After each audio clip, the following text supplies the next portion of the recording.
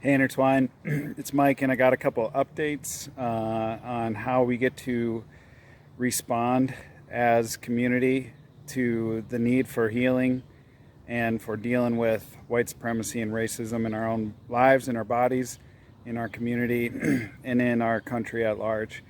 And one immediate need is folks on the north side are really struggling right now with access to food, groceries, etc.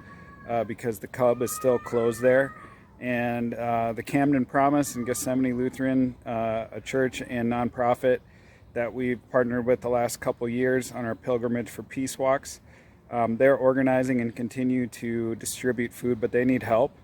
And so I'm hoping to gather a number of us who can commit, or a group of us who can be on hand to volunteer one day a week to help with food distribution, diaper distribution, things like that on the north side. So I'm going to send out a doc where you can indicate your interest in volunteering to help out on the north side.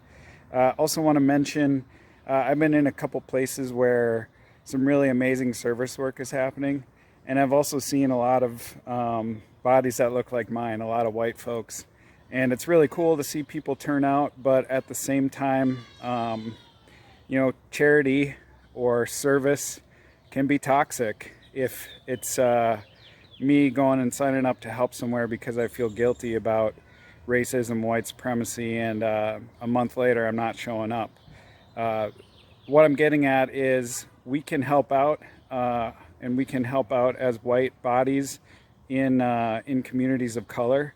But let's not do it unless we're doing our work, unless we are committing to learning about racism and white supremacy, how it shows up in our lives, how we're a part of the problem, and also how we get to heal and deal with it. So that being said, Intertwine is going to be engaging this Sunday in a gathering. There's something going around and it's really exciting. It's called Justice in June. It was created by two people, Breonna Wallace and I'm forgetting the other person's name. Give me a sec. Adam Gupta is the other person. And what they've put together is a schedule for the month of June for people to engage in learning and action around what white supremacy is and how we deal with it. And it's really an exceptional document, and it lays out all these resources, has links to them, and we get to engage around this as a community to inform some of this beginning work or continuing work for many of us around these issues. And so this is so vital that we do this work of learning and do this work of connecting with our bodies. That being said, also our intentions to engage with Resmaa Menakem's book, My Grandmother's Hands, is still in play.